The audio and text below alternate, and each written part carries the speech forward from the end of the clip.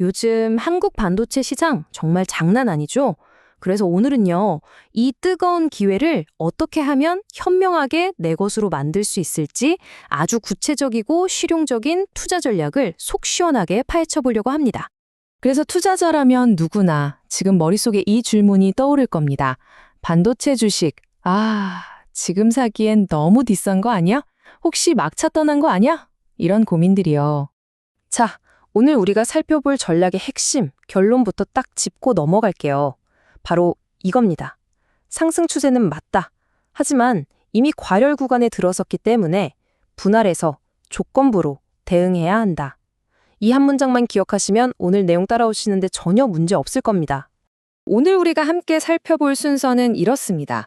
먼저 현재 시장이 기회인지 리스크인지 진단해 보고요. 그 다음엔 핵심 전략과 포트폴리오 짜는 법, 그리고 구체적으로 어떤 종목을 봐야 할지, 또 거시경제 리스크는 어떻게 관리할지, 마지막으로 실전에서 바로 써먹을 수 있는 원칙까지 차근차근 짚어보겠습니다. 자, 그럼 이제 본론으로 들어가서 가장 중요한 첫 번째 단계죠. 바로 포트폴리오 구성입니다. 지금처럼 시장이 좀 과열된 것 같을 때 어떻게 하면 리스크는 줄이면서 수익은 낼 수 있을까요? 그 황금 같은 균형점을 한번 찾아보시죠. 여기서 제시하는 전략의 핵심은 놀랍게도 몰빵 금지입니다. 바로 균형이죠. 반도체가 아무리 좋아 보여도 내 포트폴리오의 한 60% 정도만 담아서 이쪽 산업의 특징인 변동성, 즉 과도한 집중 리스크를 피하라는 겁니다. 이게 정말 중요한 포인트예요. 물론 이 60%라는 숫자가 절대적인 건 아닙니다. 당연히 개인의 투자 성향에 따라 조절할 수 있는 거죠. 나는 좀 안정적인 게 좋다 하시는 보수적인 투자자부터 나는 좀 공격적으로 해보겠다 하는 분들까지 자신에게 딱 맞게 이 비중을 조절하시면 됩니다. 자, 이렇게 포트폴리오의 전체적인 큰 그림을 그렸다면 이제 그 안을 채워 넣을 차례죠. 반도체 비중 60%, 이걸 과연 어떤 종목들로 채워야 가장 효과적일지 구체적으로 한번 들여다보겠습니다. 같은 반도체라고 해서 다 똑같이 접근하면 안 됩니다. 전략을 나눠야 하는데요. 먼저 SK하이닉스는 이 포트폴리오의 중심축, 그러니까 핵심 성장 엔진으로 보는 거고요. 반면에 삼성전자는 여러 상황을 고려해서 신중하게 저점에서만 노리는 일종의 전략적 카드로 활용하는 거죠. 역할이 완전히 다른 겁니다. 그리고 이 핵심 주도주 SK하이닉스는요. 막 오를 때 흥분해서 따라붙으면 절대 안 됩니다. 원칙을 딱 정해놓고 주가가 조정을 받을 때만 들어가는 거예요. 예를 들면 고점 대비 마이너스 5% 빠졌을 때 한 번, 마이너스 8%에서 또 한 번, 그리고 마이너스 12%에서 마지막으로 이렇게 세 번에 나눠서 사는 아주 기계적인 전략이 필요합니다. 자, 이제 대형주 이야기를 넘어서 소위 대박을 노릴 수 있는 종목들로 넘어가 볼까요? 바로 더 높은 수익을 기대할 수 있지만 그만큼 리스크도 훨씬 큰 우리가 소부장이라고 부르는 중소형주 이야기입니다.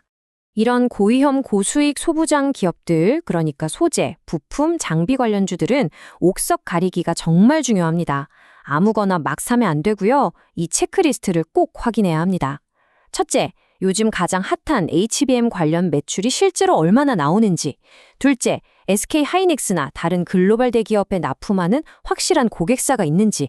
그리고 마지막으로 이미 단기간에 30% 이상 확 올라버린 종목은 아닌지. 이런 것들을 꼼꼼하게 따져봐야 한다는 거죠. 아무리 좋은 주식을 샀다고 해도 외부 충격 한 방에 무너질 수 있죠. 그래서 스마트한 포트폴리오는 공격뿐만 아니라 수비도 잘해야 합니다. 유가나 환율 변동 같은 우리가 통제할 수 없는 외부 리스크로부터 내 자산을 어떻게 지킬 것인지 그 관리법도 굉장히 중요합니다.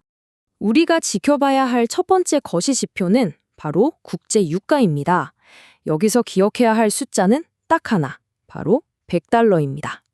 만약 유가가 배럴당 $100 선을 넘어선다? 이건 한국 시장 전체에 위험 신호가 켜졌다고 보고 바로 대비태세에 들어가야 합니다. 환율도 마찬가지로 아주 중요한 변수입니다. 특히 외국인 투자자들의 자금 흐름에 직접적인 영향을 주거든요. 그래서 이것도 시나리오별로 대응 계획을 세워둬야 합니다. 예를 들어서 $1 환율이 1,480원을 넘어가면 일단 현금을 좀 확보하고 만약 1,500원에 가까워진다 싶으면 위험도가 높은 중소형주 비중부터 줄이는 식으로 아주 구체적인 액션 플랜이 필요한 거죠. 자, 그럼 지금까지 나온 이 모든 복잡한 내용들을요, 여러분이 당장 오늘부터라도 바로 투자에 적용할 수 있도록 아주 간단하고 실용적인 몇 가지 원칙으로 딱 정리해 보겠습니다. 일종의 행동 계획이죠.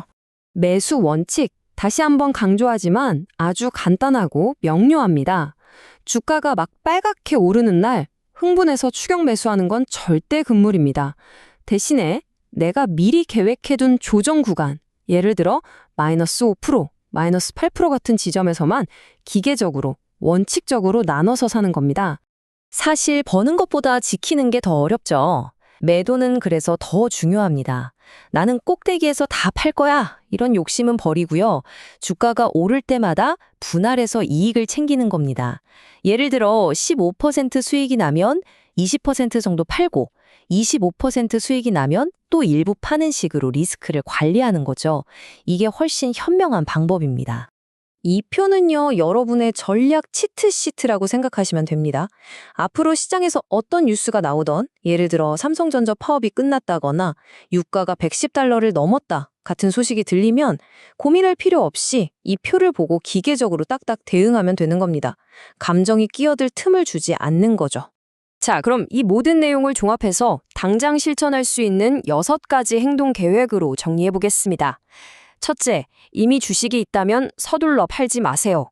둘째, 새로 살 거라면 절대 추격 매수하지 마세요. 셋째, SK하이닉스를 중심으로 삼성전자는 저점 매수 기회로만 보세요. 넷째, 리스크가 큰 중소형주 비중은 20% 미만으로. 다섯째, 유가나 환율이 급등하면 바로 현금 확보. 마지막으로 수익난 종목은 분할 매도로 챙겨두세요. 이 원칙들만 기억하셔도 큰 실수는 막을 수 있을 겁니다. 자, 오늘 우리는 반도체 시장이라는 거친 바다를 항해하기 위한 하나의 정교한 지도를 함께 살펴봤습니다. 이제 이 지도를 손에 쥐고 어떤 경로를 선택하고 또 어떤 항해를 할지는 전적으로 여러분의 몫입니다. 부디 감정이 아닌 오늘 우리가 함께 살펴본 이 원칙을 가지고 성공적인 투자를 해나가시길 바랍니다.